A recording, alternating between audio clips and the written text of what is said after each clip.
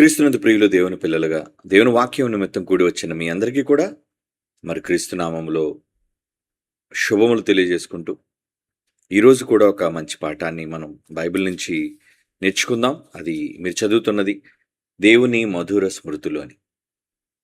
దేవుని మధుర స్మృతులు. స్మృతి అనగానే జ్ఞాపకం, తలంపు, వారిని గూర్చిన ఆలోచన అని మనం చెప్పుకోవచ్చు. మరి దేవుని మధుర స్మృతులు అంటే దేవునికి సంబంధించిన మధురమైన విషయాలు మనం జ్ఞాపకం చేసుకోవటం, మనకు సంబంధించిన మధురమైన విషయాలను దేవుడు జ్ఞాపకం చేసుకోవటం, ఇరువురి మధ్య ఉన్న ఒక గొప్ప బంధాన్ని బట్టి, అమితమైన ప్రేమను బట్టి ఇరువురు ఒకరినొకరు జ్ఞాపకం చేసుకొని వారి యొక్క సంబంధంలో, వారి యొక్క అనుబంధంలో జరిగిన అనేక మరి మధురమైన సంఘటనలను జ్ఞాపకం చేసుకోవడాన్ని మధుర స్మృతులు అంటారు. స్వీట్ మెమరీస్ అని దాన్ని పేరు పెట్టి పిలుస్తూ ఉంటారు. ఉదాహరణకు, వివాహం జరిగిన తర్వాత ఒక 25-30 ఏళ్ళు అయ్యి పిల్లలు కని వాళ్ళు పెద్దవాళ్ళుగా మారి పెళ్ళిడికి వచ్చినప్పుడు వారికి సంబంధించిన వీడియోస్, వివాహానికి సంబంధించిన ఫొటోస్, వాటన్నిటినీ కూడా ఒక్కసారి ప్లే చేసుకొని చూసేటప్పుడు 25 ఏళ్ళు 30 ఏళ్ళు 40 ఏళ్ళు వెనక్కి వెళ్ళి ఆ రోజు ఆ సందర్భాలలో మనం ఎలా ఒకరితోనొకరు అనురాగం కలిగి ఉన్నాము అని భార్య కావచ్చు, భర్త కావచ్చు, పిల్లలు కావచ్చు, వారి యొక్క పాత అనుభవాలు అవి జ్ఞాపకం చేసుకోవటం చాలా స్వీట్ మెమరీస్ అంటారు. ఎందుకంటే మరలా రోజులు రావు, మరలా కాలాన్ని వెనక్కి తీసుకుని వెళ్ళలేము. కనుక గడిచిపోయిన కాలంలో అనుభవించిన ఎన్నో గొప్ప గొప్ప అనుబంధంతో కూడిన ఎన్నో ఆలోచనలు మన మనస్సులోనికి తెచ్చుకొని వాటిని నెమరవేసుకోవటం అనేది మధుర స్మృతి అంటారు. ప్రియులారా, ఇక్కడ తండ్రి అయిన దేవుడు, కుమారులుగా మనం, ఇరువురి మధ్య ఉన్న అపురూపమైన సంబంధం, ఈ బంధం చేత ఇద్దరి మధ్య ఏర్పడిన అనేక సంఘటనలను బైబిలులో ఏ విధంగా మధురమైనవిగా రాయబడ్డాయో అన్నది మనం ఆలోచించగలిగితే నిజంగా అవి ఎంతో ఆసక్తికరంగా, ఆనందదాయకంగా ఉంటాయి. చదువుదాం. బైబిల్లో దేవుని యొక్క మధురమైన స్మృతులు. మొదట ఆయనకున్న మధుర స్మృతులను గూర్చి భక్తులైన వాళ్ళు ఏమని మాట్లాడుతున్నారో, ఆయన ఎలా అయితే కొన్ని ఆలోచనలను, కొన్ని సంఘటనలను,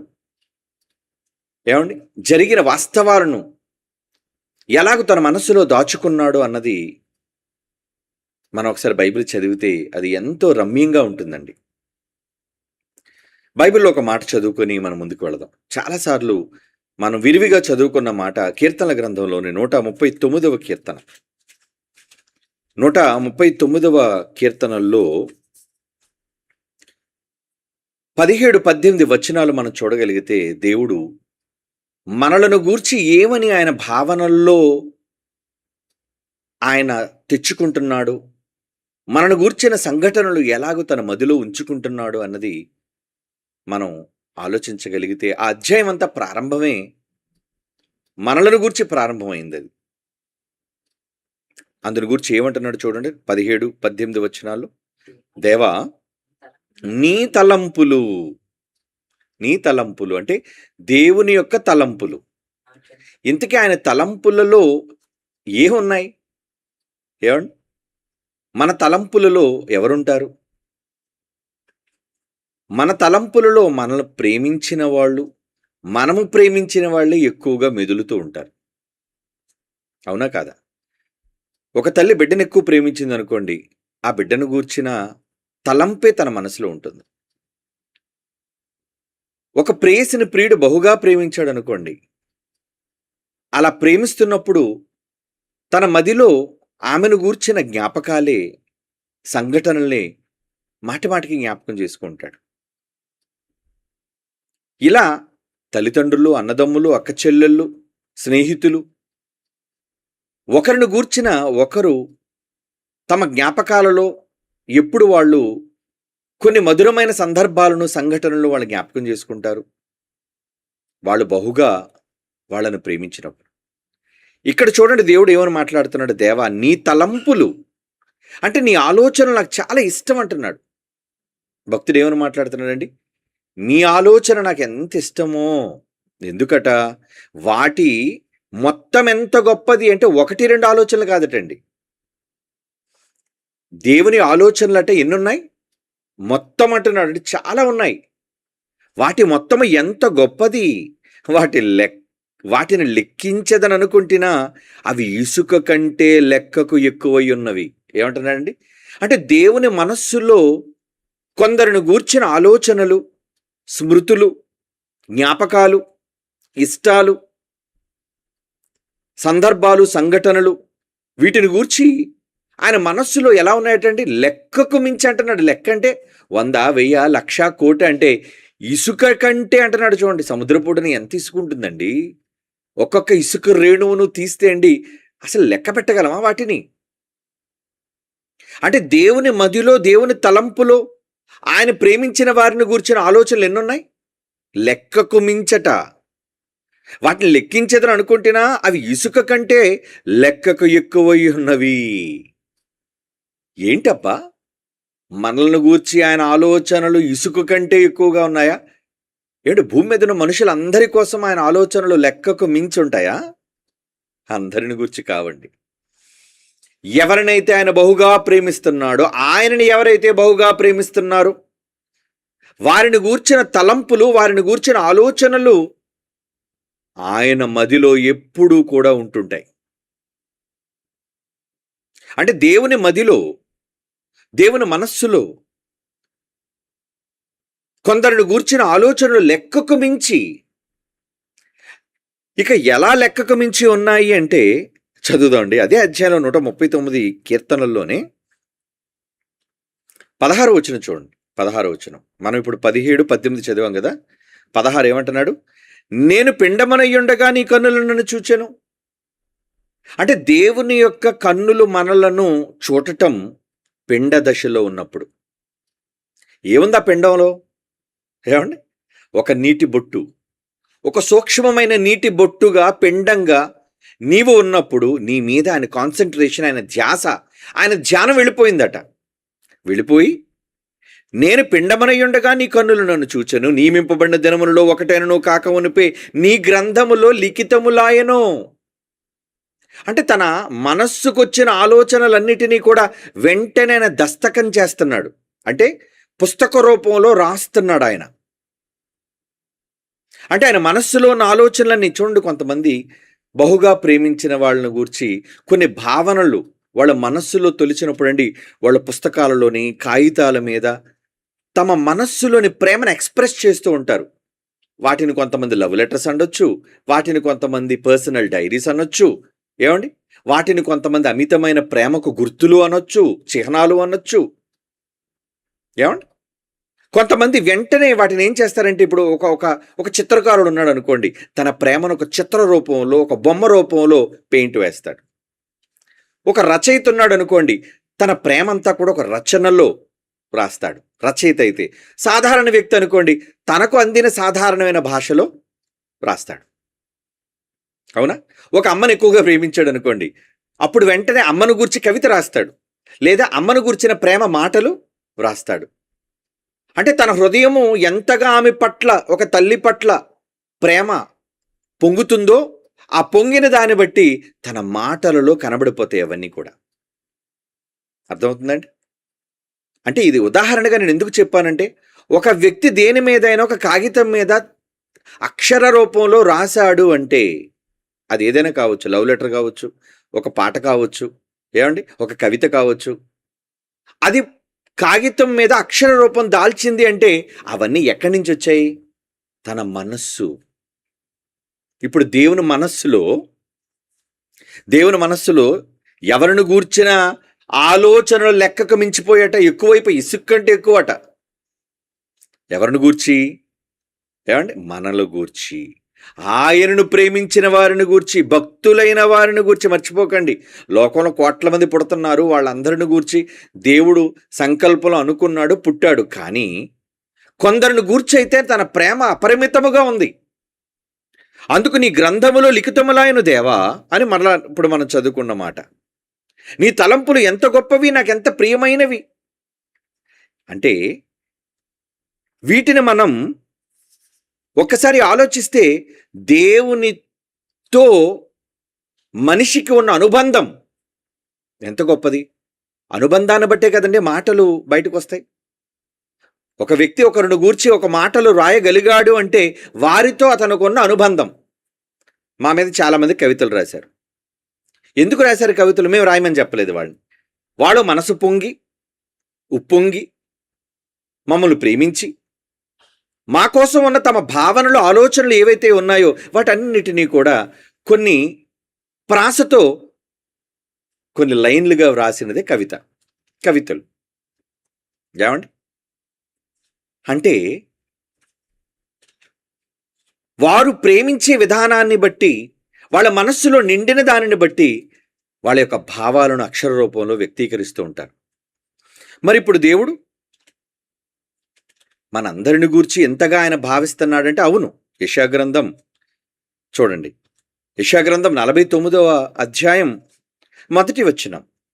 యెషయా 49వ అధ్యాయం మొదటి వచనం. ద్వీపములారా నా మాట వినుడి, దూరమునున్న జనములారా ఆలకించుడి. నేను గర్భమున పుట్టగానే, ప్రవక్త అంటున్నాడు, నేను గర్భమున పుట్టగానే యెహోవా నన్ను పిలిచెను, తల్లి ఒడిలో పెట్టుకొనినది మొదలుకొని ఆయన నా నామమును జ్ఞాపకము చేసుకొనెను. ఏమంటే ఒక ప్రవక్త పేరు, యెషయా ప్రవక్త పేరు, ఇతను ఇంకా తల్లి ఒడిలోనే ఉన్నాడండి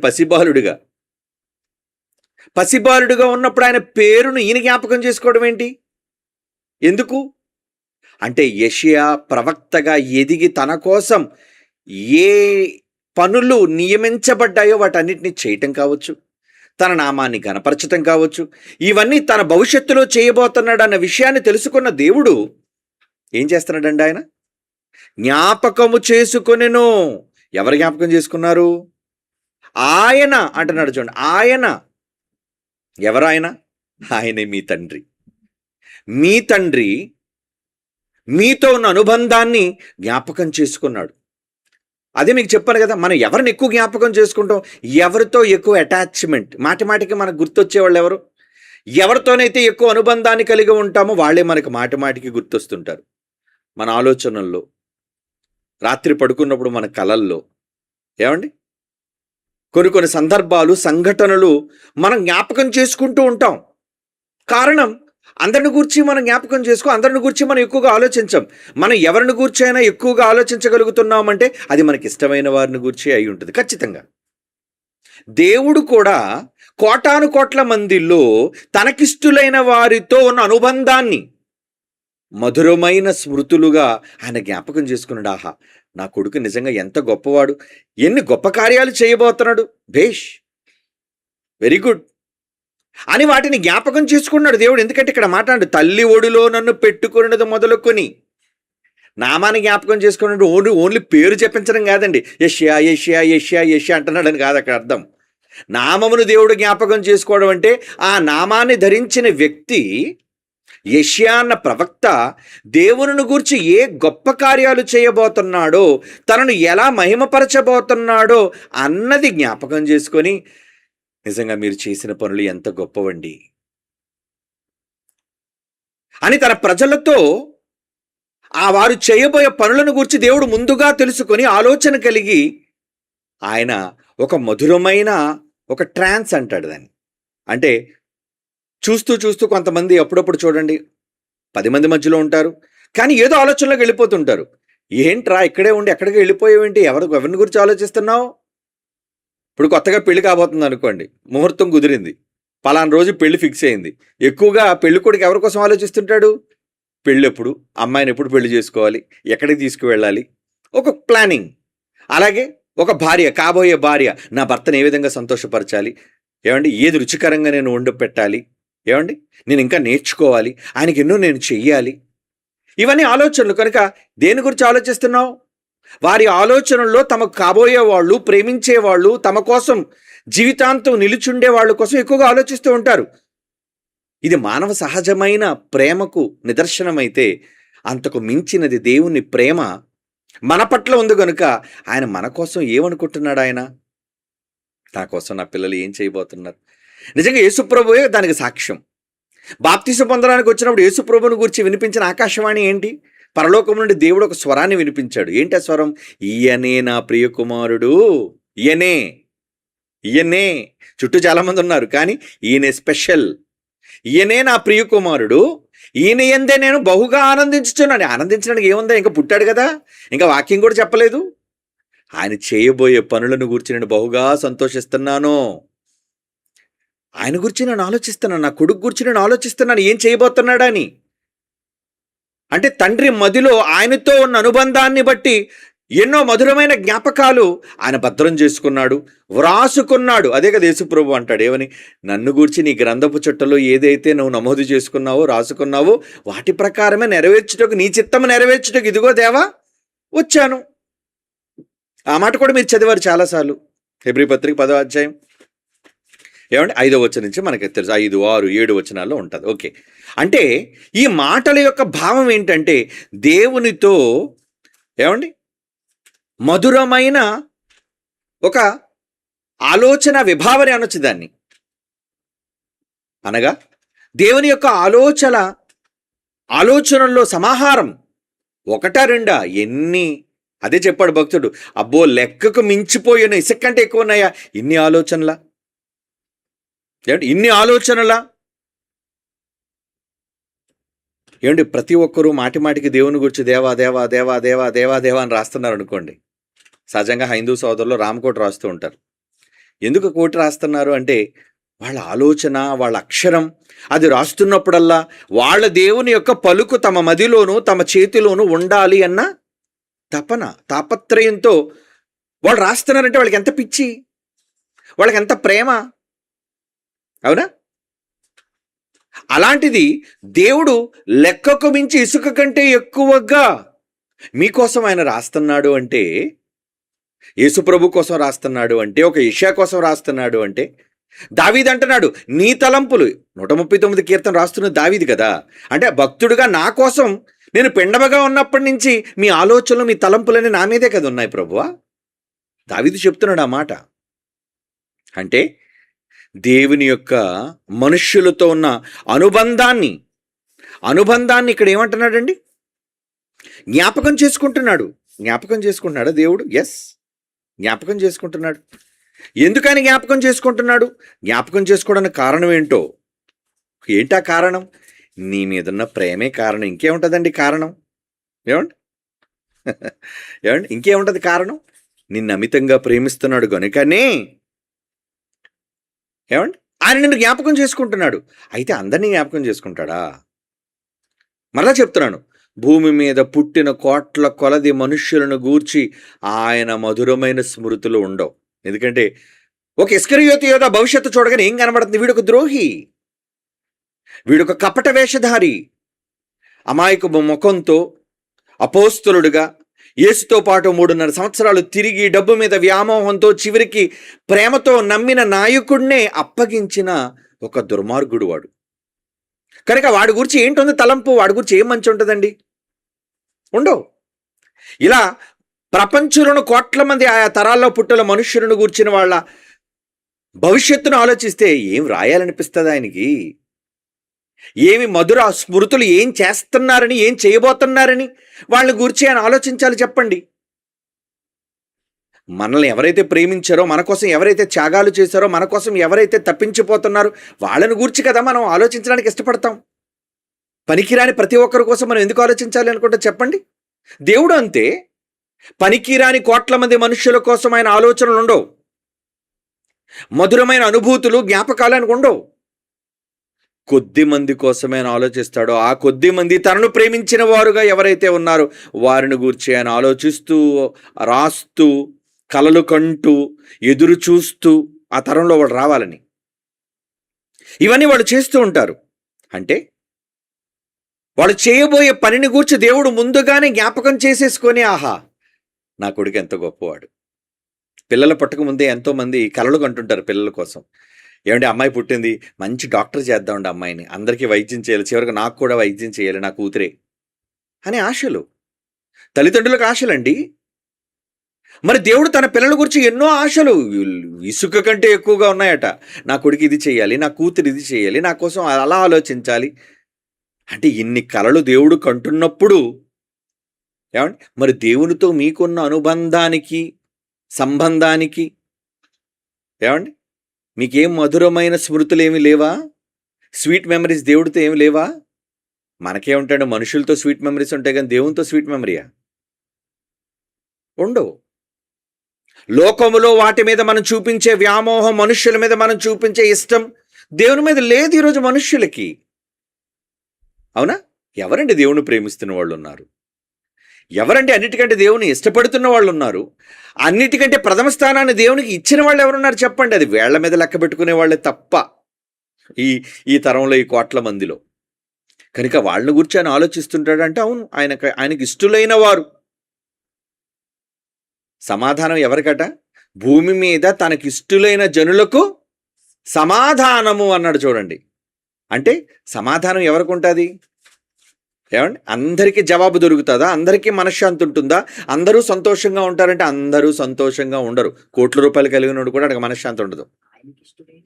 ఆయనకిష్టులైన మనుష్యులకు భూమి మీద సమాధానం అని రాయించాడు చూడండి. లూకాసు వార్త 2వ అధ్యాయం 14వ వచనం. లూకాసు వార్త 2వ అధ్యాయం 14 అండి. ఏమంటున్నాడు? సర్వోన్నతమైన స్థలములలో దేవునికి మహిమ, ఆయనకు ఇష్టులైన మనుష్యులకు భూమి మీద సమాధానము కలుగునుగాక. ఎవరికి ఇప్పుడు సమాధానం ఉంటుంది చెప్పండి? ఆయనకి ఇష్టులైన మనుష్యులకే సమాధానం. ఏమండి ఎందుకు మా ఇంట్లో ఈ మధ్య అసలు సమాధానం లేదండి, శాంతి లేదండి అంటే నువ్వు ఇష్టడు కాదన్నమాట. అంతే కదా? మరి భూమి మీద ఆయనకి ఇష్టమైన మనుషులకు సమాధానం ఉంటుందని దేవుడు చెప్పినప్పుడు నీకు సమాధానం లేదంటే నేనేమనుకోవాలి? ఈ రెఫరెన్స్ రాసుకో ఇంట్లో అని చెప్పాలి. అవునా? ఏంటది? లోక 2:14 ఏముందా రెఫరెన్స్లో? భూమి మీద ఆయనకి ఇష్టలైన మనుష్యులకు సమాధానం. ఎందుకు ఆయనకి ఇష్టలైన మనుషులకే సమాధానం? ఆయన్ని ప్రేమిస్తున్నారు గనుక. తాను ప్రేమించే వాళ్ళకి ఏ లోటు లేకుండా చూసుకుంటాడు గనుక. తనను ప్రేమించిన వాళ్ళు ఏది అడిగినా ఇస్తాడు గనుక. కొంతమంది చాలా ధైర్యంగా అంటుంటారు, ఏమండి నేను అడిగితే దేవుడు ఇస్తాడండి. ఏంటి ఆ నమ్మకం ఏంటి? నేను అడిగితే ఇస్తాడు ఏంటి అంత మొండిగా చెప్తున్నావు? ఎస్, వాళ్ళు పొందే సమాధానాన్ని బట్టి, దేవునితో వాళ్ళకున్న అనుబంధాన్ని బట్టి వాళ్ళు చాలా కన్ఫామ్గా చెప్తారు. ఏమని? నేను అడిగితే దేవుడు చేస్తాడు, నేను అడిగి చాలా దేవుని దగ్గర సాధించాను. ఆ అనుభవాలు మీకు ఉన్నాయో లేదో నాకు తెలియదు. ఎందుకంటే ఎవరికి వాళ్ళే అనుభూతులు పొందాలి. దేవుడు నీతో ఉన్నాడో లేదంటే నాకేం అర్థమవుతుంది మీతో ఉన్నాడో లేదో? నాకు అర్థమవుతుంది నాతో ఉన్నాడో లేదు. అలాగే మీకు అర్థమవుతుంది మీతో ఉన్నాడా లేదా. మీరు అడిగిన వెంటనే సమాధానం వస్తుందా లేదా, మీరు అడుగుతుంది జరుగుతుందా లేదా, ఇవన్నీ మీకు మీరుగా తెలుసుకోవాల్సిన, ప్రశ్నించుకోవాల్సిన విషయాలు. కనుక భూమి మీద సమాధానం దొరకాలి అంటే నువ్వు ముందు ఆయనకి ఇష్టడుగా ఉండాలి కదా. ఆయనకి ఇష్టడుగా ఉండాలి కదా. ఆయనకి ఇష్టలుగా ఉంటే ఏం జరుగుతుందో తెలుసండి? సంఖ్యాకాండలో ఏమన్నాడు చూడండి, మంచి మాట. 10వ అధ్యాయం 9వ వచనం. సంఖ్యాకాండం 10వ అధ్యాయం 9వ వచనం. మిమ్మును బాధించే శత్రువులకు విరోధముగా మీ దేశంలో యుద్ధమునకు వెళ్ళినప్పుడు ఆ బోరల ఆర్భాటముగా ఓదవలను. అప్పుడు మీ దేవుడైన యెహోవా సన్నిధిని మీరు జ్ఞాపకమునకు వచ్చి, ఏమండి మీరట ఆయన సన్నిధిలో జ్ఞాపకానికి వస్తారట. వచ్చి మీ శత్రువుల నుండి రక్షింపబడుదురు. మీ శత్రువు నుంచి మీరు కాపాడబడాలి అంటే దేవునికి జ్ఞాపకం రావాలి. మీరు అర్థమవుతుందో లేదా మీ మాట? ఏదో ఇశ్రాయేల్ కాలంలో బోర్లు వదలడం అండి, యుద్ధం గెలవడం అండి అనుకుంటున్నారా? యుద్ధం గెలవాలి అంటే దేవుడు నిన్ను జ్ఞాపకం చేసుకోవాలి. నీకు శాంతి సమాధానం కలగాలంటే దేవుడు నిన్ను జ్ఞాపకం చేసుకోవాలి. నీతో దేవునికి మధురమైన అనుభూతి, సంబంధం ఉండాలి. లేకుండా ఎలా ఉంటారు చెప్పండి? లేకుండా మీకు శాంతి ఎక్కడి నుంచి వస్తుంది? లేకుండా మీకు సమాధానం ఎక్కడ దొరుకుతుంది? అదే ఇక్కడ చెప్తున్నాడు. అప్పుడు మీ దేవుడైన యెహోవా సన్నిధిని మీరు జ్ఞాపకమునకు వచ్చి, అంటే మీరు దేవుడికి జ్ఞాపకానికి వచ్చారనుకోండి, ఏం జరుగుతుందట? మీ శత్రువుల నుండి రక్షింపబడుతురు. అది ఏ శత్రువైనా కావచ్చు. అపవాది ప్రేరేపించిన మనుష్యులా, ఎవరైనా కావచ్చు. ఆ శత్రువుల చేతిలో నుంచి మీరు తప్పించబడి కాపాడబడాలి అంటే మీరు ఎవరి జ్ఞాపకం రావాలి? ఎవరి మధురమైన స్మృతిలో మీరు ఉండాలి? ఏమండి? జ్ఞాపకం అంటే స్మృతి, జ్ఞాపకం అంటే ఆలోచన. ఎవరి మదిలో మీరు ఉండాలి? దేవుని యొక్క మనస్సులో జ్ఞాపకమునకు వచ్చి మీ శత్రువుల నుండి రక్షింపబడుదురు. ఏమండి? అంటే దేవుడు కాపాడాలి అంటే ముందు మీరు ఆయన మనస్సులోకి వెళ్ళాలి. ఏది అటాచ్మెంట్ ఏది దేవునితో మీకు? మీరు పిలిస్తే దేవుడు పలుకుతాడా? మీరు ప్రార్థన చేస్తే దేవుడు వింటాడా? గతంలో చెప్పాను కదా, ప్రార్థనలు చేసినంత మాత్రాన అందరి ప్రార్థనలు దేవుని దగ్గరికి వెళ్ళవు. అందరి విన్నపాలు విజ్ఞాపనలను విన్నడు. తన చెవులు మూసుకుంటున్నాడు, మేఘాలడ్డుగా పెట్టుకుంటున్నాడు, నీకు జవాబు ఇవ్వకుండా మౌనంగా ఉన్నాడు. దానికి ఎన్నో కారణాలు ఉన్నాయి. ఆ కారణాలు నువ్వు ముందు సార్ట్అవుట్ చేసుకో, తెలుసుకో. కనుక నీతో దేవునితో నీకున్న ఏమైనా జ్ఞాపకాలు ఏమైనా ఉన్నాయి? మధురమైన అనుభూతులు ఏమైనా ఉన్నాయా? అప్పుడప్పుడు చూడండి, చాలా పెద్దవాళ్ళతో ఫొటోస్ తీయించుకున్నప్పుడు, వాళ్ళు సినిమా యాక్టర్లు కావచ్చు, వాళ్ళు రాజకీయ నాయకులు కావచ్చు, వాళ్ళు సెలబ్రిటీలు కావచ్చు, ఏ విషయంలోనైనా వాళ్ళతో ఫోటో తీసుకొని ఆ ఫోటోని మెమరీగా పెట్టుకుంటారు. ఏమండి, ఫలానప్పుడు నేను ఆయనతో ఫోటో తీయించుకున్నానండి. ఏమంటే మాతో ఫోటో తీయించుకున్న 25 ఏళ్ళు 30 ఏళ్ళ క్రితం ఫోటోలు కూడా ఇంకా మాకు చూపిస్తున్నారండి. ఇప్పుడు అసలు మేము ఎప్పుడు తీసుకున్నాం మాకు తెలీదు. కానీ ఎప్పుడో 30 ఏళ్ళ క్రితం మీతో మేము ఫోటో తీయించుకున్నాం అంటే ఎందుకు దాచుకున్నారు? ఎప్పటి వరకు ఎందుకు దాచుకున్నారు చెప్పండి? అంటే మా మీద వాళ్లకున్న ప్రేమ. అవునా? ఒకరు దాచుకున్నారు ఒక ఫోటోనంటే ఎందుకు దాచుకున్నారు? వాళ్ళు మనల్ని ఎంతగా అభిమానించకపోతే ఎప్పుడో కొన్ని సంవత్సరాల క్రితం తీసుకున్న ఫోటోను తీసుకొచ్చి ఇదిగోండి మీతో మేము అప్పుడు తీసుకున్న ఫోటో అంటున్నారంటే, చాలామంది ఫోటోలు తీసుకుంటారు, పారేస్తుంటారు, వదిలేస్తుంటారు. ఎందుకంటే అంతగా ఇంట్రెస్ట్ ఉండదు. కొంతమంది సంతకాలు తీసుకుంటారండి, ఆటోగ్రాఫ్స్ అంటూ చూసారా? ఆ కాగితాలు పోతాయి, చివరికి బైబిల్ మీద సంతకాలు పెట్టుకుంటే బైబిల్లో వదిలే వెళ్ళిపోతుంటారంటే దాచుకోవాలి అన్న ఆసక్తి ఎప్పుడు పెరుగుతుందో తెలుసా? వాళ్ళని ప్రేమించినప్పుడు. ఇష్టమైన వాళ్ళు ఏదైనా ఇచ్చారనుకోండి, దాచుకుంటారా లేదా? దాచుకుంటారా? చాలా మందిలో చూసారండి, చివరికి ఒక చాక్లెట్ ఇచ్చినా ఆ చాక్లెట్ కవర్ ఇంకా దాచుకున్న వాళ్ళు ఉన్నారండి. అంటే చాక్లెటా? మరి ప్రేమతో కొనిచ్చారు కదండి మీరు, చాక్లెటే కదా, తినేసావు కదా, కవర్ అయిపోయింది కదా.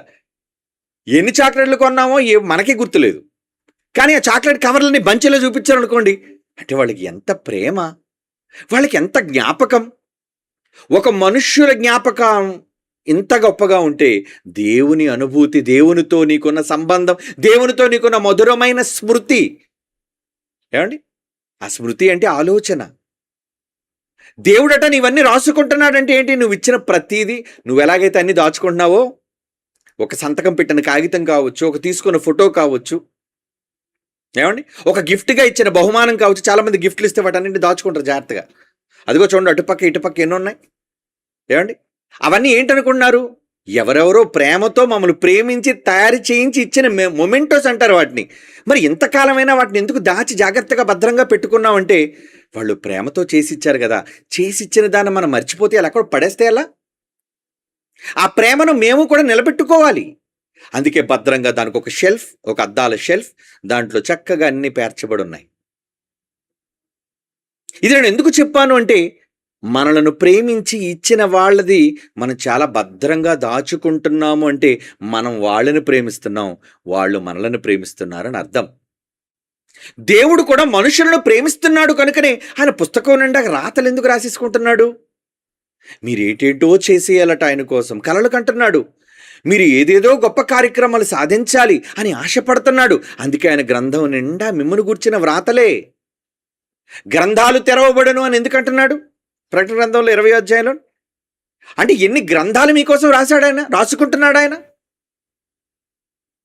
యేసుప్రభు కోసం ఎన్ని గ్రంథాల్లో రాశాడు, రాయబట్టే కదా గ్రంథపు చుట్టలో నన్ను గూర్చి దేవా కాగితం మీద నువ్వు నా కోసం రాసుకున్నట్టు గ్రంథపు చుట్ట అన్నాడా?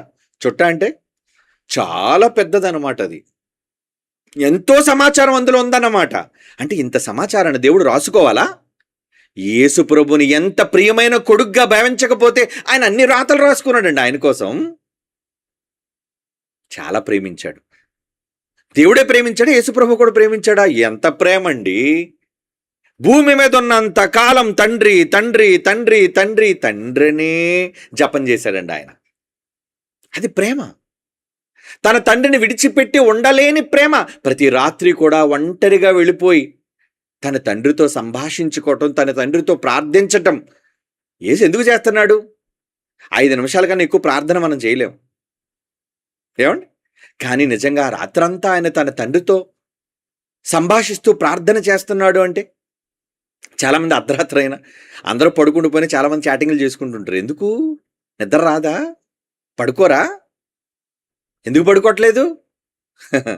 అంటే తమకిష్టమైన వాళ్ళు ఉంటుండగా ఏం నిద్ర వస్తుంది చెప్పండి? దేవుడితో యేసుక్రీస్తు వరకు ఉన్న అనుబంధం అలాంటిదే. నాకు నిద్ర రావట్లేదండి, మా నాన్నతో మాట్లాడొస్తాను నేను. సుశీలారు మీరు అందరూ వెళ్ళి పడుకోండి, ఇక్కడ మాట్లాడుతానంటే వీళ్ళు గురిపెట్టి నిద్రపోతున్నారు కింద. కొన్ని సందర్భాలు ఏమండి, కొన్ని సందర్భాలు యేసుప్రభు వచ్చి ఏమర్రా మీరంటే, సారీ ప్రభా బలహీనలుగా ఉండి మేము నిద్ర వచ్చేసింది, మేము పడుకుంటూ పోతాం అంటారు అపోస్తలులు. కానీ ఆయన నిద్ర రాకుండా ఎందుకున్నాడు? అప్పగింపబడక ముందు కూడా ప్రతి రాత్రి ఆయన ఎందుకు ఆయన నిద్రపోకుండా మాట్లాడుతున్నారు తన తండ్రితో చాటింగ్?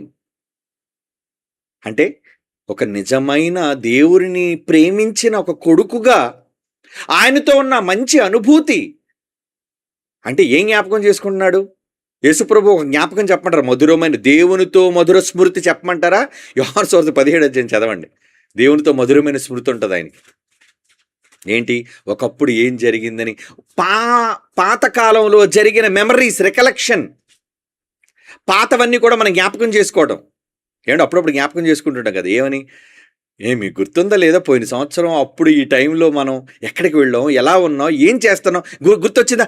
గుర్తొచ్చింది, నిజమే నిజమే నిజమే. వాటిని ఒక్కసారి మనం జ్ఞాపకం చేసుకున్నప్పుడల్లా ఎంతో మనసులోని ఆనందం. అవును కదా, ఆ రోజు ఇద్దరం కలిసి భోజనం చేసాం, ఆ రోజు ఇద్దరం కలిసి ఎక్కడికో వెళ్ళాం. ఏమండి, మనం ప్రేమించిన వారితో మనం పంచుకున్న దినాలన్నీ కూడా ఎంతో విలువైనవిగా ఉంటాయి. యేసుప్రభు కూడా తన పాతకాలపు స్మృతులు ఎలా జ్ఞాపకం చేసుకున్నాడు చూడండి. యోహాను సువార్త 17వ అధ్యాయం 5వ వచనం చూడండి అంటున్నాడు. ఏంటది? తండ్రి, లోకము పుట్టక మునుపు నీ యొద్ద నాకు ఒక మహిమ ఉంది. నిజంగా అది జ్ఞాపకం చేసుకుంటే ఎంత బాగుంది. నీతో నేను క్లోజ్గా ఉన్న టైం, నువ్వు నన్ను అతిగా ప్రేమిస్తున్న టైం, లోకము పుట్టక మునుపు నీ యొద్ద నాకేమై. అంటే లోకం పుట్టక మునుపు మనుషులు ఉన్నారా? లేరు, మనం ఎవరూ లేవు.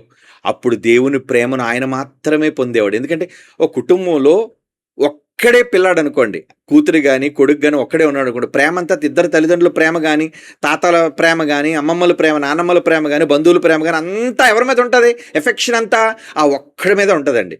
10 మంది పుట్టారనుకోండి, ఎవరిని ప్రేమించాలి, ఎవరికి కొనాలి, ఎవరికి పంచాలి ప్రేమ? 20 మంది ఉన్నారనుకోండి, ఎవరికి పంచుతారు? ఆలోచించండి. అంటే స్ప్లిట్ అవుద్దా? ఎక్కువ మంది అయ్యే కొద్దీ ప్రేమ ఏమవుతుంటుంది? వీళ్ళని చూడాలి, వాళ్ళని చూడాలి, వాళ్ళకి ఇవ్వాలి, వీళ్ళకి ఇవ్వాలి, వీళ్ళు ప్రేమించాలి, వాళ్ళని ప్రేమించాలి, వీడిని ఎత్తుకోవాలి, వాడిని ఎత్తుకోవాలి. ప్రేమ స్ప్లిట్ అయిపోతుంటుంది. చిన్నపిల్లలండి, వాళ్ళ కళ్ళెదురుగా తర్వాత పుట్టిన పిల్లలు కానీ లేదా బయట వాళ్ళ పిల్లలు కానీ తమ తల్లిదండ్రులు ఎత్తుకుంటే వీళ్ళు ఎలా ఉంటుంది, వీళ్ళ తాలూకా రియాక్షన్ ఎలా ఉంటుంది చెప్పండి? వెంటనే ఏడుస్తారండి. ఎందుకు ఏడుస్తున్నారు వాళ్ళు?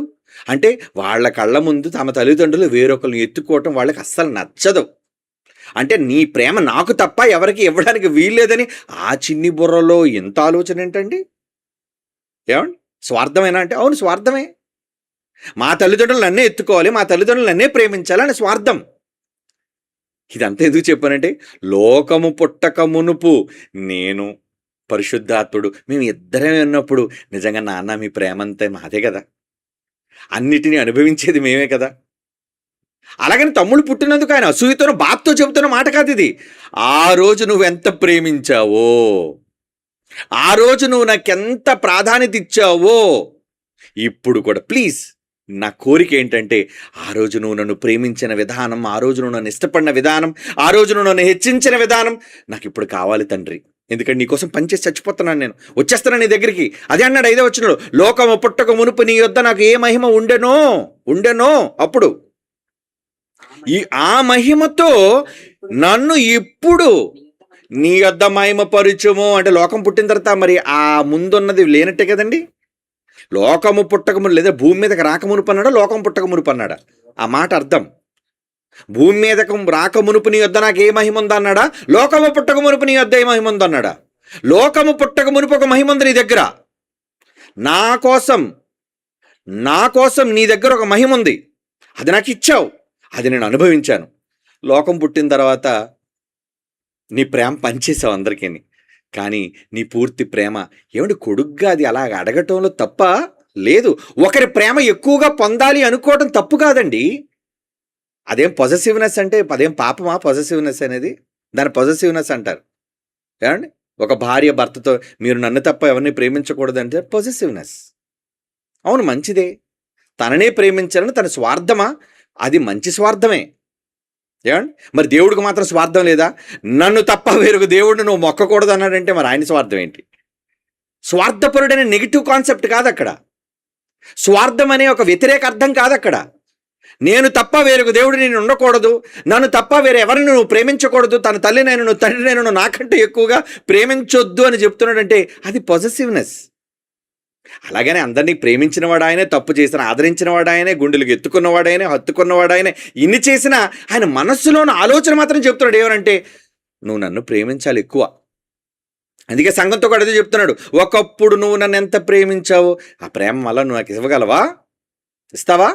అంత పిచ్చిగా నువ్వు నన్ను ప్రేమించగలవా? ప్రారంభంలో ఒకప్పుడు నువ్వు నన్ను ప్రేమించిన ఆ మొదటి ప్రేమ నీ దగ్గర లేదు అంటున్నాడు. అంటే ఆ మొదటి ప్రేమ కావాలి, పూర్తిగా నేనే కావాలి, పూర్తిగా నా కోసం నువ్వు ఆలోచించాలి, నీ మనస్సులో నేనే ఉండాలి. యేసుప్రభు ఆ పాత జ్ఞాపకాలు దేవునితో అనుభూతిని చెబుతున్నాడు. ఆ రోజు నాకు ఇది ఇచ్చేవే, ఇప్పుడు నేను వస్తాను, మరి నాకు ఇవ్వగలవా ఆ ప్రేమ, ఆ మహిమ అనగానే మీరేమనుకుంటున్నారు? ఏదో ఆయన అంతస్తులో, ఏమండి, పరలోకంలో సరదాలో, సంతోషాలు, ఘనతలో అడుగుతున్నాడని కాదండి. తండ్రికి మించిన ఘనత ఏముంది? తండ్రితో ఉన్న అనుబంధం కన్నా గొప్పది ఏముంది చెప్పండి? దేవుడు యేసుప్రభు డబ్బును కోరుకుంటాడా? హోదాను కోరుకుంటాడా? ఎంత హోదానిచ్చినా నేను నీకు లోబడిపోతాను తండ్రి అంటున్నాడు. అంటే తండ్రి అంటే ఎంత పిచ్చి ప్రేమ ఆయనకి. తనను కన్నా తండ్రి అంటే దేవునికి, యేసుప్రభు వారికి ఎంత పిచ్చి ఇష్టం. ఆ ప్రేమ నాకు కావాలి. మరి ఇస్తాడా దేవుడు అంటే? అవునండి ఇస్తాడు, ఎందుకు ఇవ్వడండి? తన ఇష్టమైన కుమారుడు తనకు నచ్చిన పనిని భూమి మీద చేసి ఇచ్చిన తర్వాత ఇవ్వలేదా? ఇచ్చాడు. కమాన్, ముల్లోకాల తాలూకా తాళం నీకిస్తున్నాను, తీసుకో. ఈ ముల్లోకాల చక్రవర్తి నువ్వే. ఒకప్పుడు కొన్నిటి మీద నీకు అధికారం ఉందేమో, కానీ ఇప్పుడు మాత్రం సర్వాధికారం అనేసాడు. చూడండి, అన్నీ నీకే ఇచ్చేశాను నాయన, నువ్వు తీసుకో. మరి సర్వాధికారాలు పొందేసిన తర్వాత హోదాను వెలగబెట్టడానికి యేసుప్రభు ఒప్పుకుంటున్నాడు? లేదు, నేను నా తండ్రికి లోబడతాను. నా తండ్రే మూలం, నా తండ్రే ఇష్టం, నా తండ్రే నాకు ప్రేమ, ఇవన్నీ చెబుతున్నాడు ఆయన. అంటే వీటిలో మనకు అర్థమయ్యేది ఏంటి? దేవునితో ఆయనకున్న మధురమైన అనుభూతి. అలా మీకేమైనా దేవునితో మధురమైన అనుభూతులు ఏమైనా ఉన్నాయా? తండ్రి నీకోసం నేను ఎంత కష్టపడ్డాను, దేవా నీకోసం ఎంత త్యాగం చేశాను, దేవా నీకోసం వీటిని వదులుకున్నాను, దేవా నేను వీటి కోసం నీకు కాదనుకున్నాను. ఎస్, ఉంటే మీరు అదృష్టవంతులు. అలాంటివి. ఎందుకంటే మనం ప్రేమించిన వాళ్ళ కోసం ఎన్నో చేస్తుంటామండి. ఎన్నిటినో వదులుకుంటుంటాం, ఎన్నిటినో త్యాగాలు చేస్తుంటాం, ఎన్నో కష్టాలు అనుభవిస్తుంటాం, ఎన్నో అవమానాలు భరిస్తుంటాం, ఎన్నో ఇబ్బందులు ఎదుర్కొంటుంటాం. దేనికోసం అంటే తమ్మును ప్రేమించిన వాళ్ళ కోసం వాళ్ళు చేసే త్యాగం అదంతా. మరి దేవుని కోసం మనం చేసే త్యాగాలను దేవుడు ఊరకని వదిలేస్తాడా? లేదు, మధురమైన అనుభూతులుగా, దేవునితో మధురమైన స్వీట్ మెమరీస్గా భద్రపరుచుకుంటాడు. ఆ భద్రపరుచుకోవడమే గ్రంథాలు రాయబడ్డవండి. ఏమనుకుంటున్నారు మీరు? గ్రంథాలు రాయబడ్డమంటే ఏమనుకుంటున్నారు? మీకు ఉదాహరణకి ఒక విషయాన్ని చెప్తాను, బైబిల్లో ఉన్నది, మలాకి గ్రంథంలో ఉంటుంది. ఇద్దరు ఒకరితోనొకరు మాట్లాడుకొనుచుండగా, ఏం మాట్లాడుకుంటున్నారు? దేనికోసం మాట్లాడుకుంటున్నారు? ఆయన వింటున్నాడా? మలాకి గ్రంథంలో ఏముంది చూడండి, 3వ అధ్యాయం 16వ వచనంలో ఏముంది చూడండి. మలాకి గ్రంథం 3వ అధ్యాయం 16వ వచనం. యెహోవా యందు భయభక్తులు కలవారు, ఆయనకి ఇష్టులైన వారు, ఒకరితోనొకరు సంభాషించుకుంటున్నప్పుడు, మాట్లాడుకుంటున్నప్పుడు యెహోవా చెవియొగ్గి ఆలకించాడా? వింటున్నాడు అంతేనా? వింటున్నాడా అనుకున్నారా? మరియు తర్వాత చెప్తాడు చూడు, మరియు యెహోవా యందు భయభక్తులు కలిగి ఆయన నామమును స్మరించుచు ఉన్న వారికి జ్ఞాపకార్థముగా, ఏమండి జ్ఞాపకార్థముగా ఏంటట, ఒక గ్రంథము ఆయన సముఖమునందు వ్రాయబడెను. ఏం రాస్తున్నాడు? మీరు మాట్లాడుకుంటే ఆయన రాయడం ఏంటండి జ్ఞాపకార్థంగా? మీరు మీకోసం మాట్లాడుకుంటే అవేమి రాయబడవు, ఆయన కోసం మీరు మాట్లాడితే రాస్తున్నాడు. ఏమండి ఇప్పుడు మీతో నేను మాట్లాడుతున్నాను, ఒకరితోనొకరు మాట్లాడుచుండగా అంటే ఏమండి నేను మాట్లాడుతున్నాను, ప్రసంగం చేస్తున్నాను. మీరు అనుకోవచ్చు ప్రసంగం చేస్తున్నారండి, కానీ నేనేమనుకున్నా తెలుసా, మీతో మాట్లాడుతున్నాను నేను. ఎవరి గురించి? అదిగో యెహోవా యందు భయభక్తులు కలిగే నామమును స్మరించుచు ఉండు వారికి జ్ఞాపకార్థముగా ఆయన సముఖమందు గ్రంథము రాయబడును. అంటే ప్రేమతో వచ్చిన మీకోసం పుస్తకం రాశాడు, ప్రేమతో వచ్చిన మీకోసం, ప్రేమతో చెబుతున్న నా కోసం పుస్తకం రాస్తున్నాడు.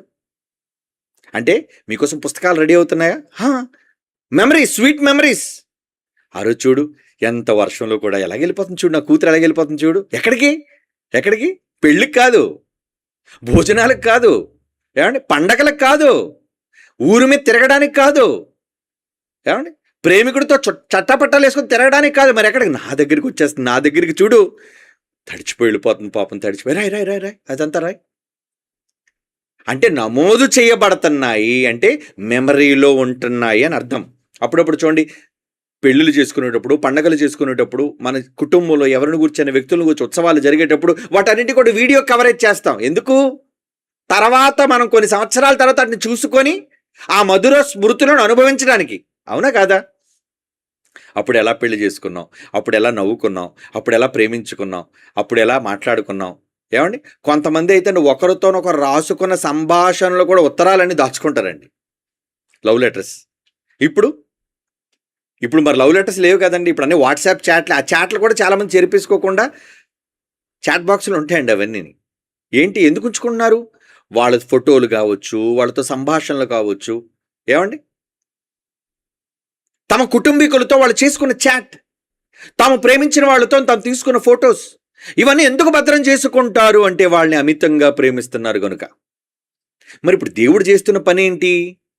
మీరు రావటం, మీరు పోవటం, అదే కదా 139 ప్రారంభంలో ఉన్నది ఏంటి? నువ్వు కూర్చుండుట, నువ్వు లేచుట, ఇవన్నీ కూడా నమోదు చేయబడుతున్నాయి. అంటే వీటన్నిటి ఆయన క్యాప్చర్ చేసుకుంటున్నాడు. క్యాప్చరింగ్ వీడియో, దృశ్యాలు దేవుడు భద్రపరుచుకుంటున్నాడు. అంటే నువ్వు ఆయన కోసం ఎండలో కష్టపడుతున్నప్పుడు, నువ్వు సువార్తలో ఆయన కోసం గొంతు చించుకొని మాట్లాడుతున్నప్పుడు, నువ్వు అలిసిపోయి ఆయన కోసం ప్రయాణాలు చేస్తున్నప్పుడు, నువ్వు పిచ్చిగా ప్రేమించి నువ్వు దాచుకున్న డబ్బంతా ఆయన కోసం ఇస్తున్నప్పుడు రాసుకోడు అవన్నీ. ఏమండి పొద్దునుంచి సాయంత్రం వరకు కష్టపడి వచ్చిన డబ్బంతా కూడా చూడండి నా సేవకి ఇచ్చాడండి, నా కోసం ఇచ్చాడండి. కమాన్, నోట్ ఇట్ డౌన్. వ్రాసుకుంటున్నాడు ఆయన, నమోదు చేయబడుతుంది. దేవునితో మనకి ఉన్న మధురమైన జ్ఞాపకాలు, స్మృతులు. అవునా? అవునండి. ఇర్మియా గ్రంథంలో ఒక మాట అంటున్నాడు చూడండి. ఇర్మియా గ్రంథం 2వ అధ్యాయం 2వ వచనం. ఇర్మియా గ్రంథం 2వ అధ్యాయం 2వ వచనం. నీవు వెళ్ళి యెరూషలేము నివాసుల చెవులలో ఈ సమాచారం ప్రకటించుము. యెహోవా సెలవిచ్చింది ఏమనగా, నీవు అరణ్యములో విత్తనములు వేయతగని దేశములో నన్ను వెంబడించుచు నీ యవ్వన కాలములో నీవు చూపిన అనురాగం. అబ్బా, ఇశ్రాయేలును ఒక స్త్రీతో పోల్చి చెప్తున్నాడు. తన మీద చూపించిన ప్రేమని ఎలా వ్యక్తపరుస్తున్నాడు చూడండి, ఎలా మాటల్లో పెడుతున్నాడంటే. ఏమంటున్నాడంటే 2:2లో, యెహోవా సెలవిచ్చింది ఏమనగా, నీవు అరణ్యములో, ఆ కష్టంలో, ఆ బాధలో, విత్తనములు వేయదగని దేశములో, పండని దేశములో, ఏమండి నన్ను వెంబడించుచు, నన్ను వదలలేదు నువ్వు, నీ యవ్వన కాలంలో నీవు చూపిన అనురాగం, ఆ యంగ్ ఏజ్లో కూడా నన్ను అంత ప్రేమించావే. అంటే ఆ యవ్వన కాలం, ఆ యుక్త కాలం, ఆ చిన్ని వయస్సులో నీవు నన్ను ప్రేమించిన అనురాగమును, నీ వైవాహిక ప్రేమను నేను జ్ఞాపకము చేసుకొని ఉన్నాను. అంటే ఒక మనిషిగా ఒక మనిషిని కోరుకుంటుంది. ఒక ప్రేమ అయితే నేను కూడా నిన్ను ప్రేమిస్తున్నాను, నిన్ను కోరుకుంటున్నాడు దేవుడు అని చెప్పడానికేనండి ఈ మాట. నేను జ్ఞాపకము చేసుకొనుచున్నాను అంటే దేవునితో మధుర స్మృతి ఇది. అంతే కదా. దేవునితో భక్తులైన వాళ్ళకి దేవునితో ఇద్దరికి ఒకరి మీద ఒకరికి ఉన్న అటాచ్మెంట్, అనుభూతులు. బాగుందండి ఆ మాట. నీ యవన కాలంలో నువ్వు చూపిన అనురాగము నీ వైవాహిక ప్రేమను నేను జ్ఞాపకము చేసుకొనిచున్నాను. అదే 31 అధ్యాయం ఇర్మియా గ్రంథం 20 చూడండి. ఇర్మియా గ్రంథం 31:20. ఎఫ్రాయిము నాకు ఇష్టమైన కుమారుడా. అంటే కొడుకులందరిలో కూడా దేవుడు కూడా కొంతమందిని ఇష్టపడతారంటే అవును ఇష్టపడతారండి. 12 మంది అపోస్తలుల్లో యోహాను గారిని ఎందుకు ప్రియమైన శిష్యుడు, ఇష్టమైన వ్యక్తిగా అనుకోవాలంటే అనుకుంటాడు. ఆయన అందరినీ ద్వేషిస్తున్నాడని కాదు, కానీ ఒకరి మీద అందరికంటే 12 మందిలో అందరినీ ప్రేమిస్తున్నాడు, కానీ ఒకరంటే మాత్రం ఎక్కువ ఇష్టం. అవునా? యాకోబు 12 మంది కొడుకులు, కానీ ఎవరంటే ఎక్కువ ఇష్టం? రూబేన్ అంటే ఇష్టం లేదా? గాద్ అంటే ఇష్టం లేదా? నఫ్తాలి అంటే ఇష్టం లేదా? మనషే అంటే ఇష్టం లేదంటే ఇష్టమే, కొడుకులు కదా. కానీ వాళ్ళందరిలో యోసేపు అంటే ఇంకొంచెం ఇష్టం. అవునా? మనం లోకంలో ప్రేమించే వాళ్ళు చాలా మంది ఉంటారు, కానీ వాళ్ళందరిలో చాలా కొద్ది మందిని ఎక్కువగా ప్రేమిస్తాం. ఆ కొద్ది మందిలో కూడా ఒకరికే ఎక్కువ ప్రయారిటీ ఇస్తాం, ఒక్కరికే. ఏమండి, మీరు ఆలోచించుకోండి, మీ జీవితాల్లో మీరు ఎవరికి ప్రయారిటీ ఇస్తున్నారు, ఎవరిని ఎక్కువగా ఇష్టపడుతున్నారు? ఏమండి, ఇక్కడ దేవుడు ఏమన్నాడు చూడండి. ఎఫ్రాయిము నాకు ఇష్టమైన కుమారుడా, నా ముద్దు బిడ్డ. అబ్బా, ముద్దులు పెట్టుకునే కొడుకట్టండి ముద్దు బిడ్డ అంటే. ఇటు అంత ముద్దు వచ్చేస్తున్నాడా? ముద్దు బిడ్డ.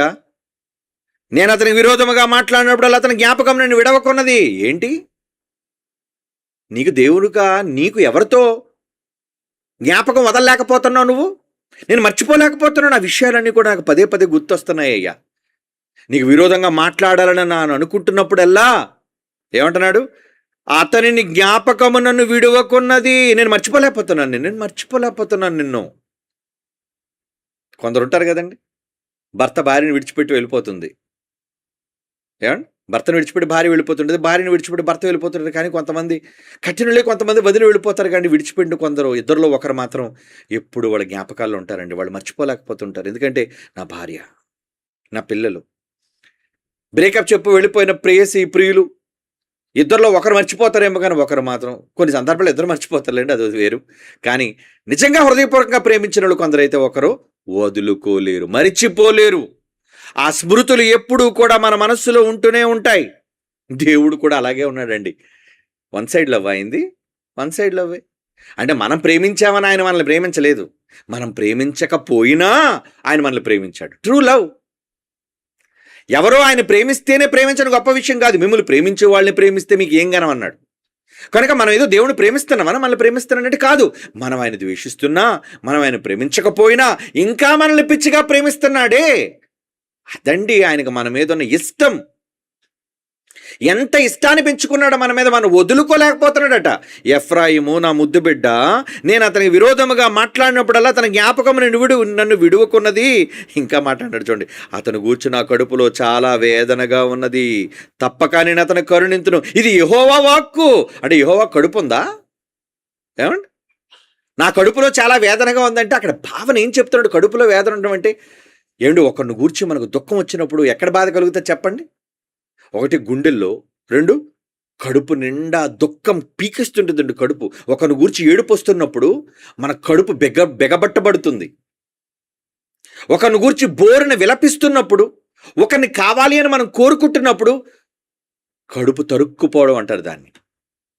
ఇక్కడ దేవుడికి ఏమన్నాడు అంటే ఆ భావన చెప్పడానికి ఆ భాష రాయబడింది అంతే. దేవుడికి ఏదో కడుపు ఉన్నాయి, పేగులు ఉన్నాయి కాబట్టి అవేవో సంకోచ వ్యాకోచాలు జరుగుతున్నాయి అనేది కాదు అక్కడ ఉద్దేశం.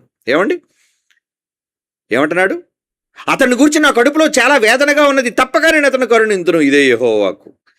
ఇదే తప్పు చేస్తే చేశాడులే, కానీ నేను క్షమిస్తాను, కరుణిస్తాను. అంటే పొరపాటును సరిచేసుకున్న తరువాత నేను ప్రేమిస్తాను అని దేవుడు అంటున్నాడు. అంటే ఎంతగా ఆయన ప్రేమ కలిగి ఉన్నాడండి ఎఫ్రాయిం మీద. నా ముద్దు బిడ్డ అంటున్నాడండి. దేవుని పిల్లలారా, మరొక మాట చదువుతామండి. కీర్తన గ్రంథం 112, 5, 6 వచనాలు చూడండి. 112 కీర్తన 5, 6 వచనాలు. దయాళులు, అప్పిచ్చువారు, భాగ్యవంతులు, న్యాయ విమర్శలో వారి వ్యాజ్యము గెలుచును, అట్టివారు ఎప్పుడునూ కదిలించబడరు, నీతిమంతులు నిత్యము జ్ఞాపకములో ఉందురు. ఆయన జ్ఞాపకంలో ఎప్పుడు ఉంటామంటే నీతిమంతులుగా. ఎవరట ఆ నీతిమంతులు? దయాళులు. పొరుగువాడి మీద దయ చూపించేవాడు. నోరేసుకుని పడిపోయేవాడు కాడు. కొంతమంది దయ ఉండదండి. ఎప్పుడు చూడు ఎదుటోళ్ళు తిట్టుకొని, ఎదుటోళ్ళని శపించుకొని, ఎదుటోళ్ళని మోసగించి, మాట్లాడి, దూషించి, ఇలాంటి వాళ్ళు ఉంటారు చాలామంది దోషకులు. కానీ దయాళులు, ఇంకా అడిగిన వెంటనే తమ దగ్గర చేయి చాపి ఇచ్చి అప్పిచ్చేవారు, భాగ్యవంతులు, న్యాయ విమర్శలో వారి వ్యాజ్యము గెలుస్తుందట, వాళ్ళు నిలబడతారట, అట్టివారు ఎప్పుడు కదిలించబడరట, నీతిమంతులు నిత్యము జ్ఞాపకమునకు ఉందరు. అలాంటి వాళ్ళు నీతిమంతులు. అలాంటి వాళ్ళతో దేవునికి నిజమైన అనుభూతి, దేవునితో మధురమైన స్మృతులు ఆయన జ్ఞాపకాల్లో ఆయన ఉంచుకుని, ఆయన చాలా గ్రంథంలో రాసుకొని వాటిని మాటి మాటికి స్మరిస్తూ స్మరిస్తూ స్మరిస్తూ దేవుడు ఉంటున్నాడు. ఏమండి, అదేనా ఆ మాటకు అర్థం? అవును, ఆ మాటకు అర్థం అదేనా? అవునండి. దేవుని పిల్లలారా,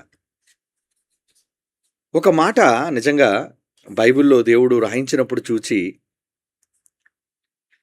యెషయా గ్రంథం చూడండి, 23వ అధ్యాయం 16వ వచనం. యెషయా గ్రంథం 23వ అధ్యాయం 16వ వచనం. మరువబడిన వేశ్య, ఏదో తప్పు చేసావు, మరువబడిన వేశ్య, సితారా తీసుకుని పట్టణంలో తిరుగులాడుము, నువ్వు జ్ఞాపకమునకు వచ్చినట్లుగా ఇంపుగా వాయించుము. అనేక కీర్తనలు పాడు. నువ్వు పాటలు పాడితే నువ్వు గుర్తొస్తావు. పాడు. ఏమండి, ఇంకేమండి, నీ జ్ఞాపకమునకు వచ్చినట్లు ఇంపుగా వాయించు. కమాన్, మంచి కంపోజిషన్, మంచి పాట, మంచి సంగీతం వాయించు. సరే, నీ పూర్వకాల జీవితం అంతా కూడా దరిద్రమైంది, ప్రమాదకరమైంది, ఇబ్బందికరమైంది, తప్పు చేసావు. తప్పు చేస్తే నీ పాట నాకు ఇష్టం, నీ పాట పాడు అంటున్నాడండి దేవుడు. నీవు జ్ఞాపకమునకు వచ్చినట్లు ఇంపుగా వాయించుము, అనేక కీర్తనలు పాడుము. ఆ కీర్తనలు ఎవరి కోసం ఉంటుందో చెప్పండి? కీర్తన అనగానే ఎవరి కోసం ఉంటుంది? దేవుని గురించే కదండి. ఇశ్రాయేలుడు ఎర్ర సముద్రం దాటి రాగానే మిరియాము కీర్తన అందుకుందట. ఏమని అందుకుంది కీర్తన? ఏమందుకుంది చెప్పండి? అందరూ తంబురాలు సితారులు పట్టుకుని ఏమని కీర్తన పాడిందండి? చూడండి, ఎక్కడ ఉంటుంది ఆ పాట? నిర్గమాకాండం 15వ అధ్యాయం 1వ వచనం, తర్వాత 20వ వచనం, 21వ వచనం చదవండి. నిర్గమాకాండం 15వ అధ్యాయం 1వ వచనం. అప్పుడు మోషే ఇశ్రాయేలులకు యెహోవాను గూర్చి, ఈ కీర్తన పాడిన యెహోవాను గూర్చి గానము చేసేదము. ఆయన మిగులు అతిశయించి జయించును, గుర్రములు దాని రౌతులను ఆయన సముద్రంలో పడదోసెను. అబ్బా, ఆయన ఘనపరుస్తూ పాట పాడితే తన్మయత్వం చెందిపోతుందటండి. అంటే నువ్వు నిజంగా దేవుని గూర్చి ఒక మధురమైన గానాన్ని ఎత్తుకుంటే ఏమొద్దట? యెహోవాను గూర్చి గానము చేసేదను, ఆయన మిగులు అతిశయించి ఆయన గురించి పాట పాడితే పొంగిపోతాడా? అవునండి, దేవుని గూర్చి పాట పాడితే దేవుడు పొంగిపోతాడు.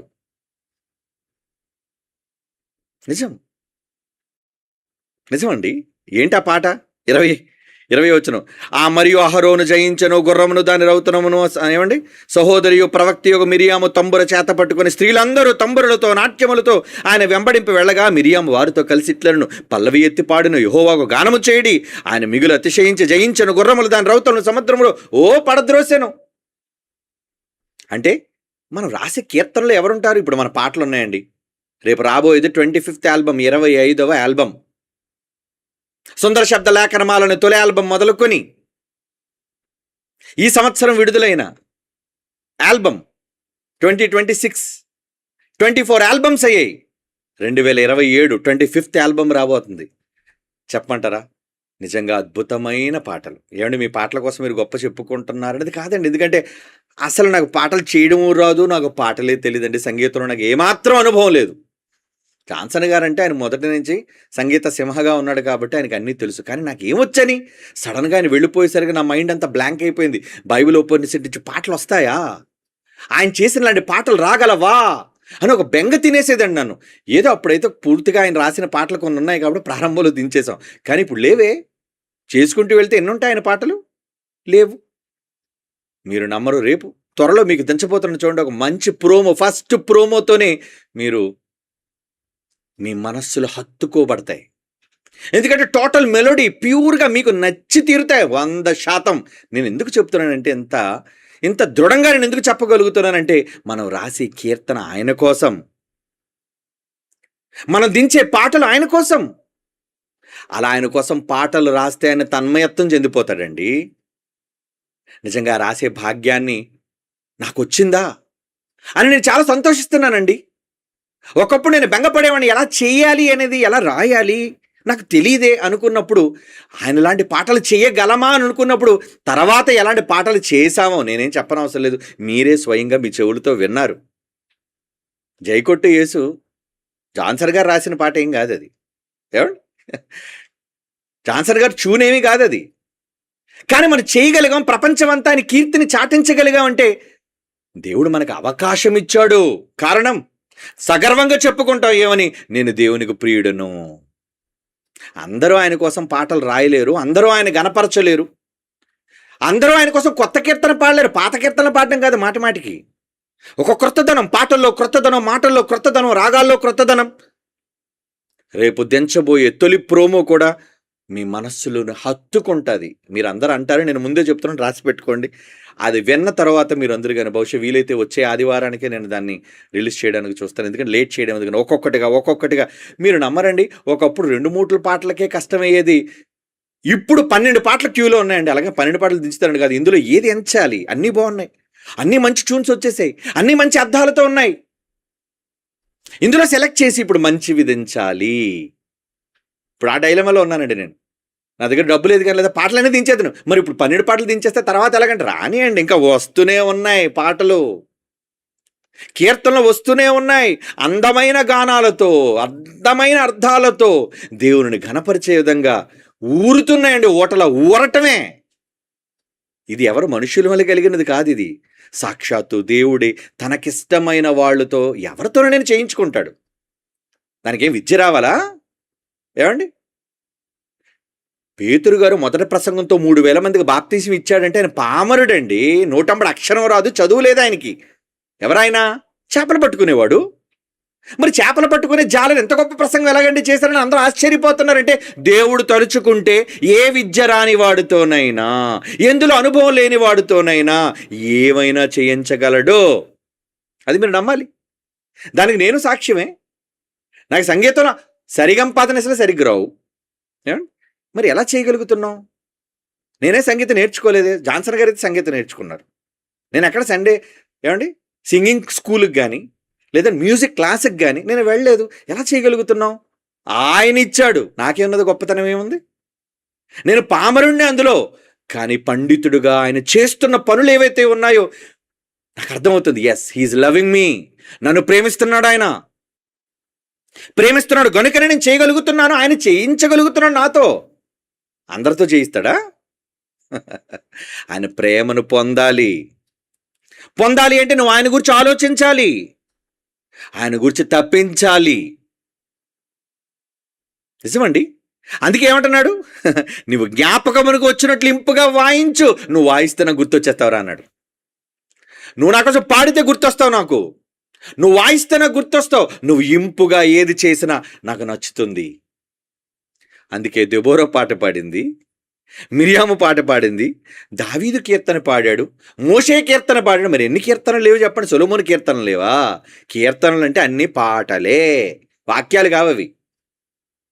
కీర్తన గ్రంథంలో ఉన్న ఇన్ని అధ్యాయాలలో ఇన్ని పాటలు భక్తులు, ఆయా భక్తులు, ఆసాపు కావచ్చు, ఏమండి, దావీదు కావచ్చు, సొలొమోను కావచ్చు, మోషే కావచ్చు, ఏమండి, ఇంతమంది పాటలు అందులో ఎందుకున్నాయి అంటే దేవుని గూర్చిన చేసిన గానం, దేవుని మదిలో నిలిచే వైనం. ఏమండి? అలా నిలబడాలి అంటే చెయ్యాలి, తప్పదు. చెయ్యేస్తాడు. నాకు చేత కాదండి అంటే ఎలా? మోషే అన్నాడు, నాకు నోటు మాంజ్యమయ్యా, అక్కడికి వెళ్ళి నన్ను ఎలా నిలబడమంటావు అని అంటే, నేనున్నాను కదా, వెళ్ళు. నీకు మాట రాకపోతే ఏంటి, నీ మాట చేత అడిగి వణుకు పుట్టిస్తాను పో అన్నాడు. అంతగా ధైర్యం ఇచ్చి చెప్పే దేవుణ్ణి గూర్చి మీతో అనుబంధం ఉండాలి, అటాచ్మెంట్. అర్ధాంతరంగా ఆయన వదిలిపోయేవాళ్ళం కాదు మనం. ఏమంటాం? వదిలిపోతావా? దేవుణ్ణి వదిలేసుకుంటావా? చావనైనా చస్తాం కానీ దేవుణ్ణి వదిలేసుకుంటామండి? నా నెవర్. ప్రాణం పోవాలి తప్ప ఆయన వదిలి చావం మనం. అంత బలహీనులం కాదు మనం. మనల్ని ప్రేమించిన దేవుణ్ణి వదులుకునే దౌర్భాగ్యులం కాదు. ప్రేమించాను, ప్రేమిస్తున్నాను, చచ్చేంత వరకు ప్రేమిస్తూనే ఉంటాను, ప్రేమించే చస్తాను. అది మనకి దేవుని మీద ఉన్న ప్రేమ. ఎంత పిచ్చి ప్రేమకి ఆయన ముగ్ధుడు కాక ఏమవుతాడు చెప్పండి? అందుకే తన భక్తులైన వారికి అందరికీ ఆయన అన్ని బయలుపరుస్తాడు, అన్ని విషయాలు నేర్పిస్తాడు, అన్ని కార్యక్రమాలు చేయిస్తాడు.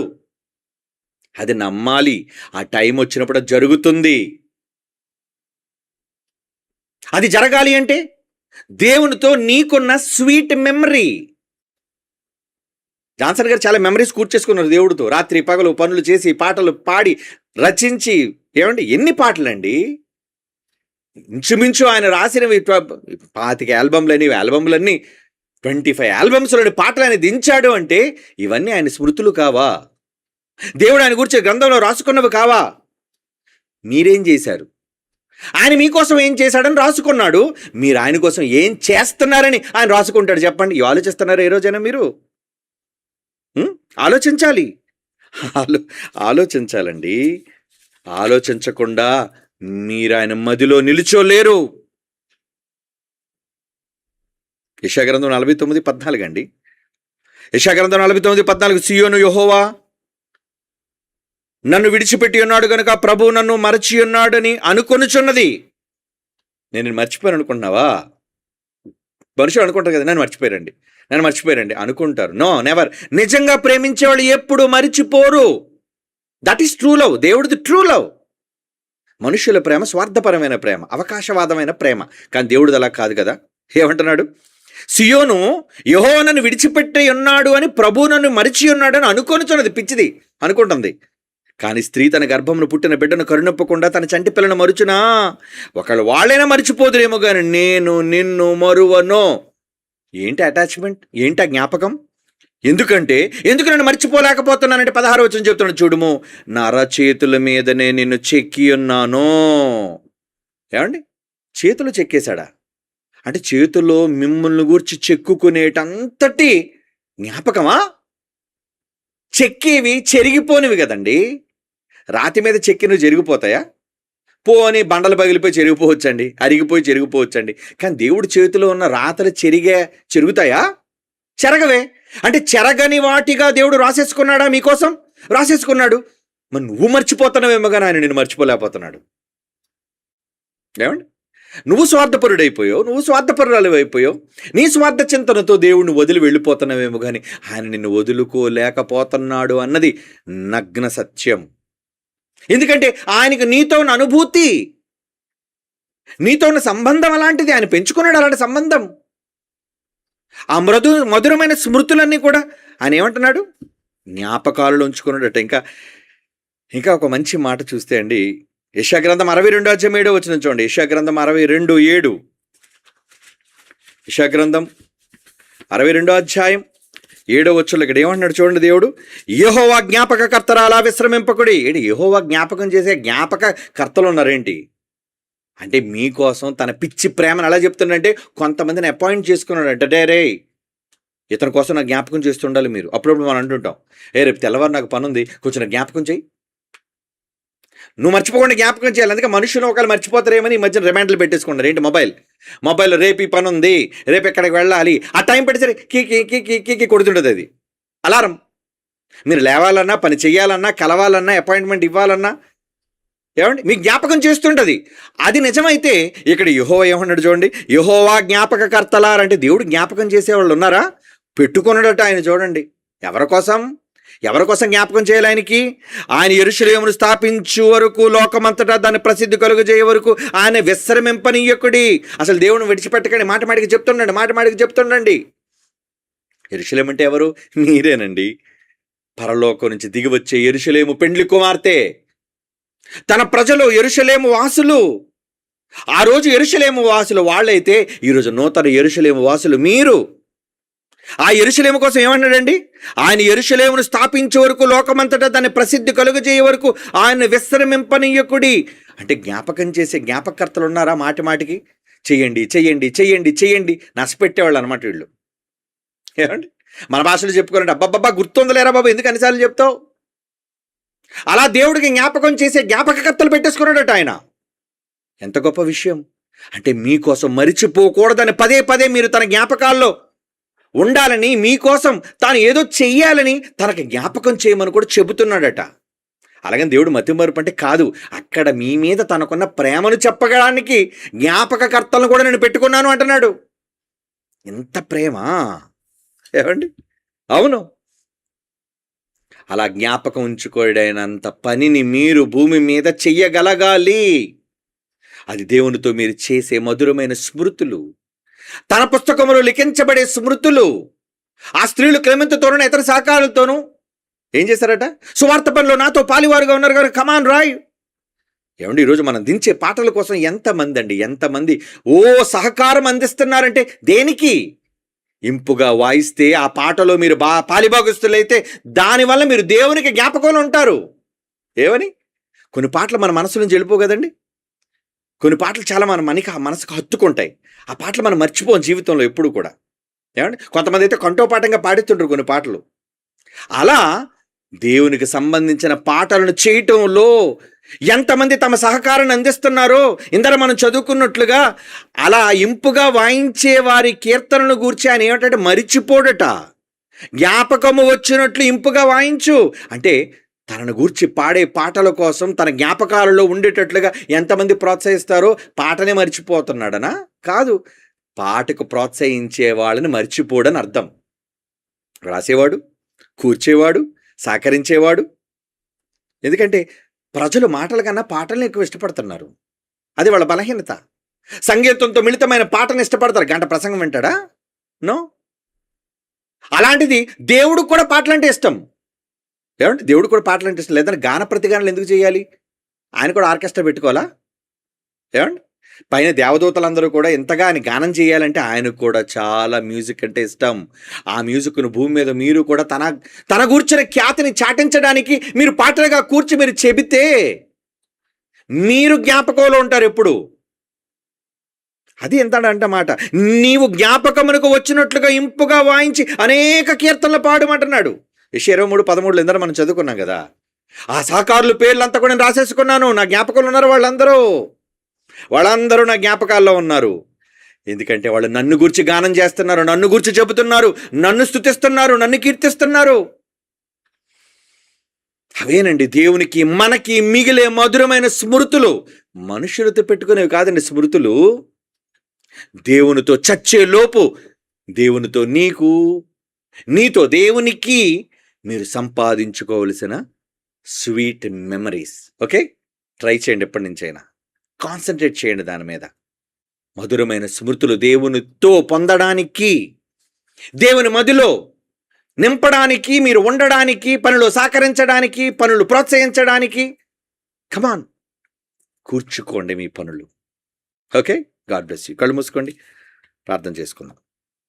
పరిశుద్ధుడైన తండ్రి దేవా, మా మదిలో ఎప్పుడూ మీరున్నారు తండ్రి. మీరు చెరిగిపోరు. ఎందుకంటే మిమ్మల్ని అంతగా మేము ప్రేమిస్తున్నాం.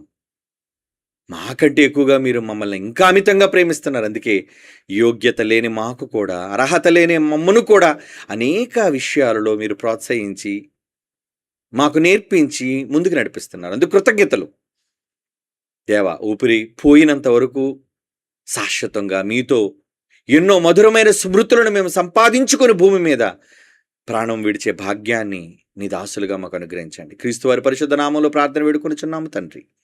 ఆమెన్.